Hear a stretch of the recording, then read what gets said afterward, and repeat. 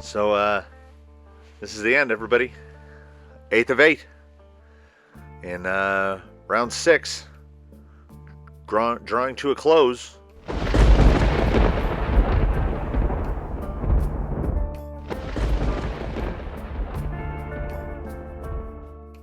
There it is. There's the raid leaderboard. And finally, it's going to change. But first, competitor 8 in round 6. This is the raid. It's 90 gates. And here's the rules for the 8th time. Touching gates is okay. I should have just recorded one of these so I could just use it over and over again. If you don't clear a gate or you foul a gate, you get reset to the previous checkpoint. If you roll over or get stuck, you get reset to the previous checkpoint. Can't do this anymore. It's the same rules. It's not official crawler competition rules. It's what it is. Reversing, okay. Clipping, okay. Fouling, bad. Flipping over, bad. I should have penalized. I should have penalized for this stuff, but I didn't. And we'll see why here in a second. So, here's the last guy of the day. He's currently in 8th. And barring a miracle of some sort, he's going to stay in 8th. And that's the thing of it.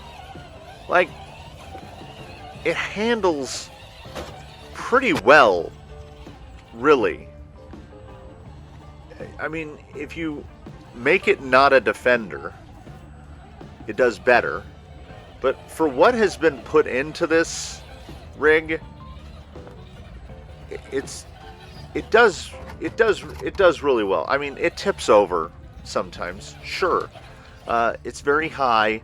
The suspension, links, stuff like that, completely untouched. It's got a lot more brass on it than when it first started. Its motor has been changed 3 times since these competitions started, because the Titan did what RTR Traxxas electronics do, and it died.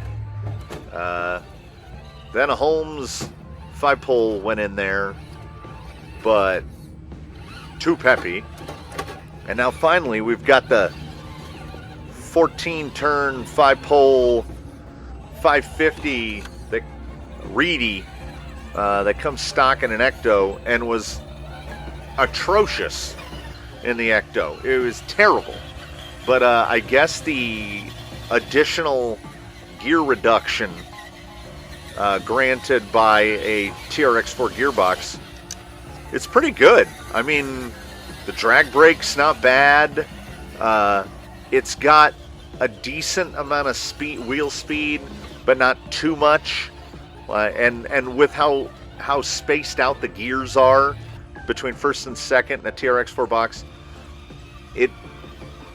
first gear is more useful, and second gear is just, I mean, really for hooning, I guess.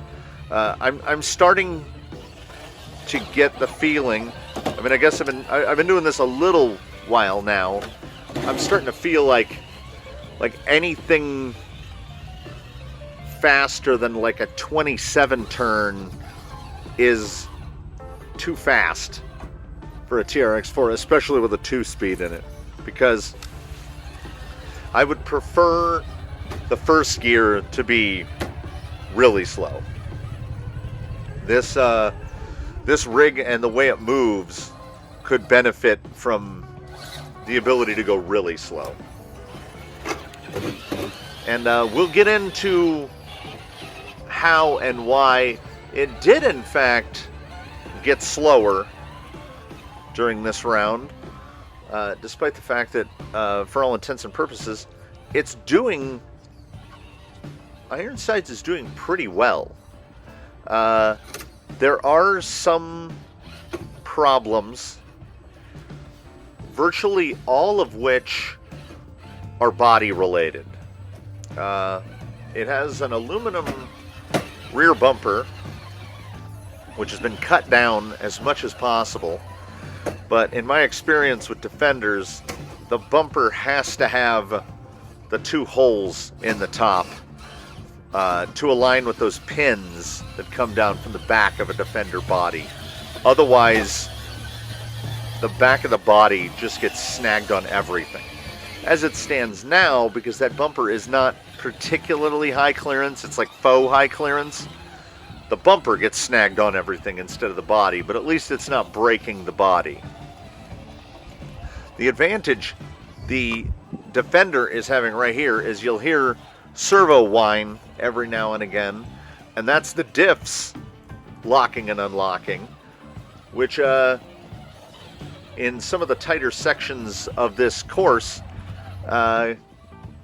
it's almost as good as dig, really. If it's not particularly sharp and craggy, where you're going to hang up a wheel and get a diff unloading on you, it's not a bad idea to unlock them and get a much tighter turning radius.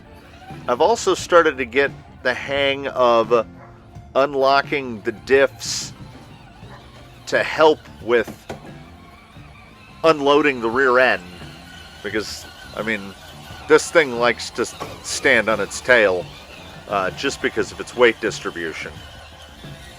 And parts like one might say, well, flat sections like that bridge, you could certainly get through there faster, or the high road up here where it's just flat, but you can't, because unless you've put some work into the front end. Oh, little unorthodox line Ironsides is going with. He's watched previous competitors have some real problems transitioning past that gate, so he opts to reverse through. Got a little hung up on the rocks there, once again due to the overall length of the body and the way those bumpers hang. But I don't know, I think he might have actually saved a couple seconds there. So going back to what I was saying, the Defender and TRX4s in general, the front end has a little bit of a wanderlust to it. So attempting to move at high speed through a tight area is a good way to flip that thing over. So this is a section that's probably going to prove quite difficult for a Defender, as this is not geared towards his strengths. You've got to go outside of 47 and then inside of 48 and okay. So what Ironsides has opted to do, because when the guy that laid out the gates laid them out, you have to pass gates 48, 49, 50, and 51 all on the same side, which is to their left. So rather than take the side hill, because I don't have enough cut up tennis balls or dowels to make 90 double gates, Ironsides just went back into the ravine there and just took the ravine back and skipped the side hill altogether, which is what I realized. Yes, I've run this exact course no less than 16 times, and I'm getting a little better at driving it because I can judge where the turning points are and where I need to dig or unlock diffs, etc. But what I'm also learning to do is, as I want to say it's Bill Gates said it, if he wants a problem solved as quickly as possible, he'll give it to a lazy person, because they'll find a way to beat it with as little effort as possible. So I found a way to cheat my own system, to cheat the system that I created. I laid out all of these gates, and in the span of 8 competitors running it, I figured out how to cheat it. So, well, not cheat it, because I'm clearing the gates the way they're intended to be cleared. Exploiting it. because I never said to myself, you have to clear a gate within X distance. What I should have done is place the gates such that I had to drive directly over them. See, there I went for unlock and still didn't turn tight enough. So, even slower competitors, I was costing time. But he didn't tip over there, and others did. So into the last third, that's gate 60 down at the bottom, 60 of 90.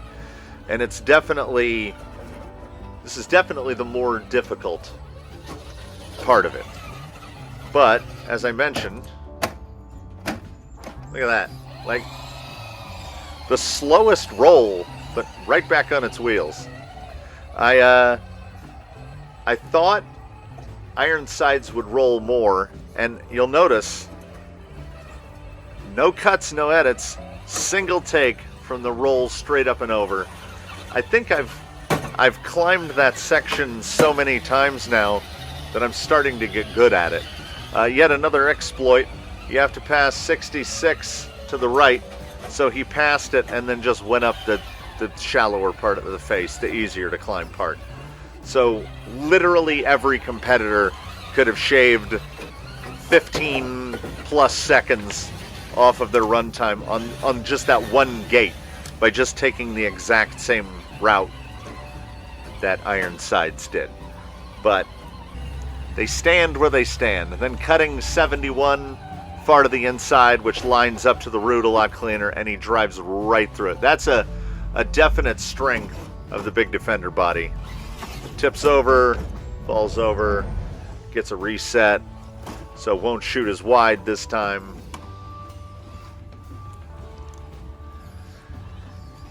I was pleasantly surprised in that Ironsides didn't take a half an hour to complete his film run.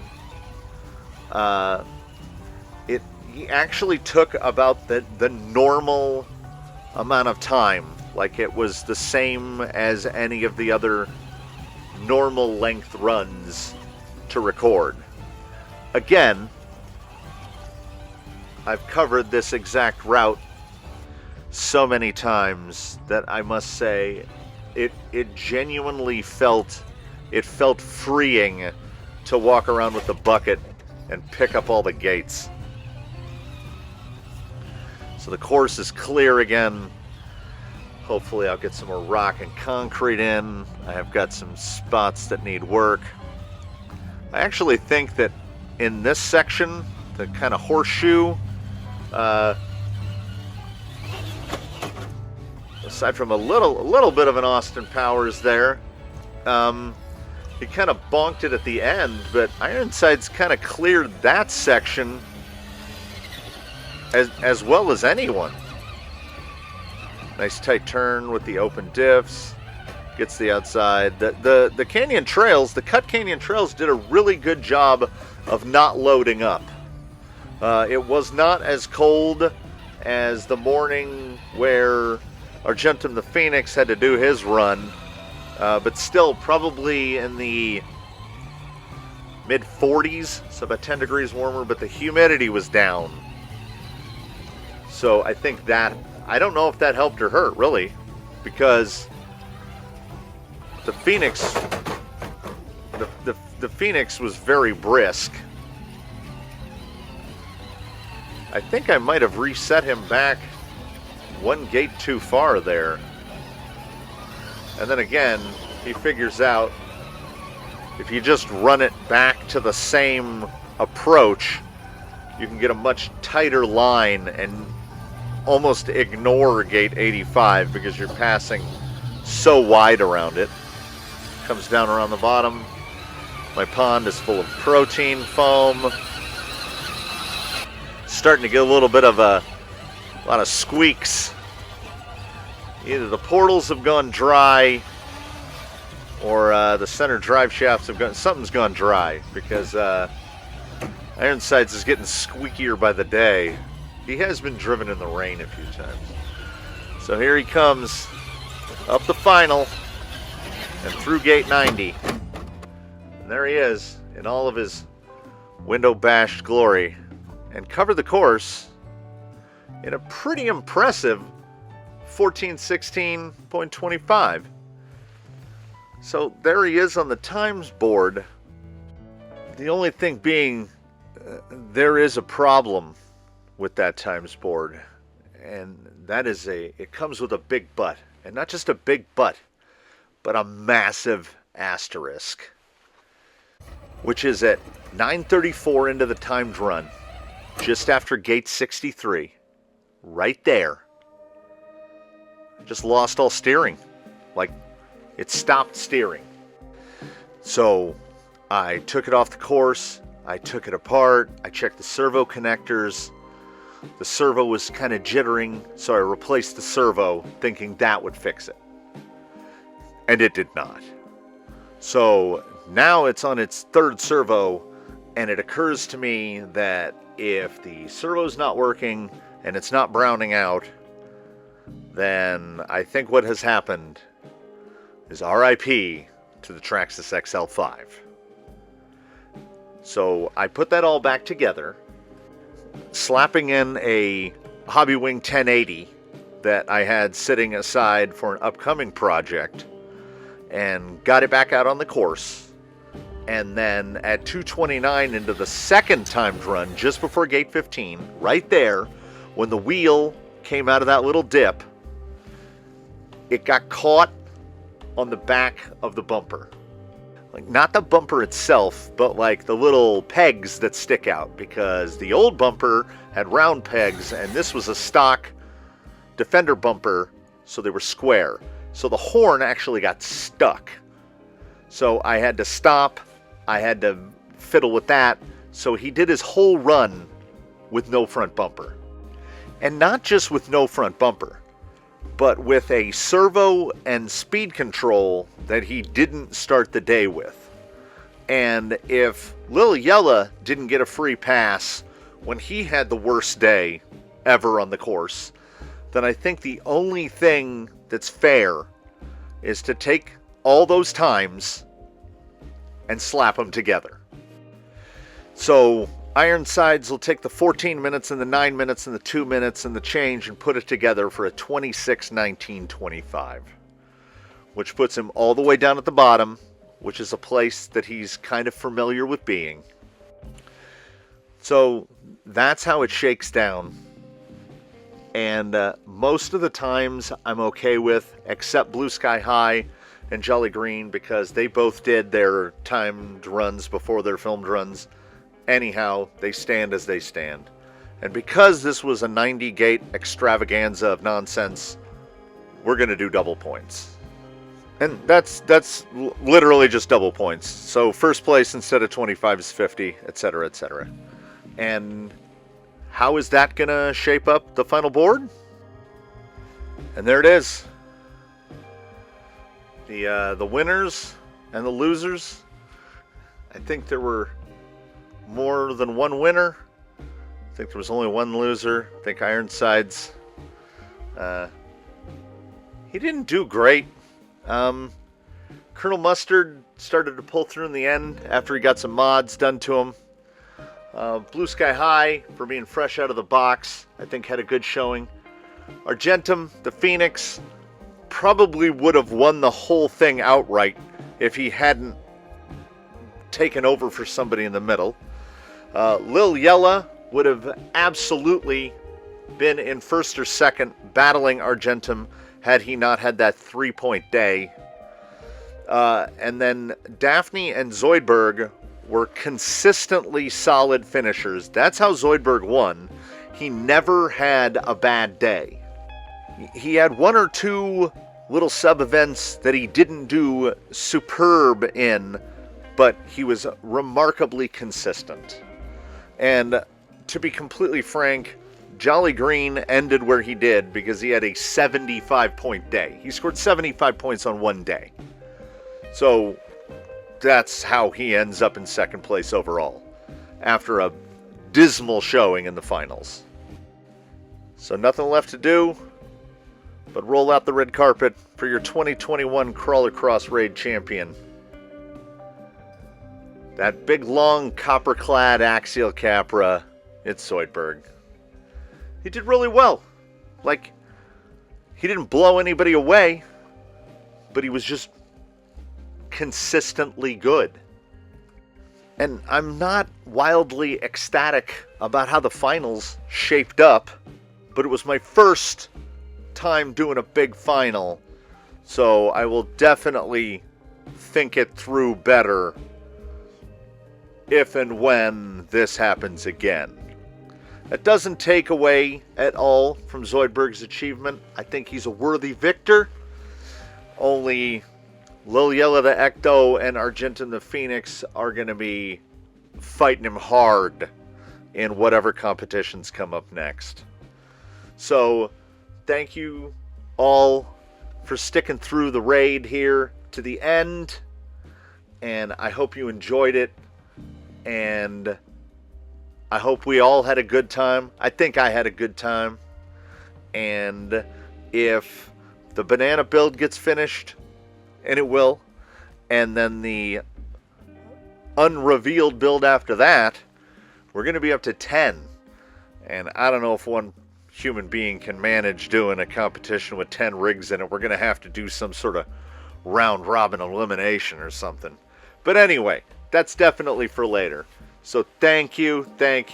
Like, subscribe, Crawler Canyon on Instagram, and I will see you next time.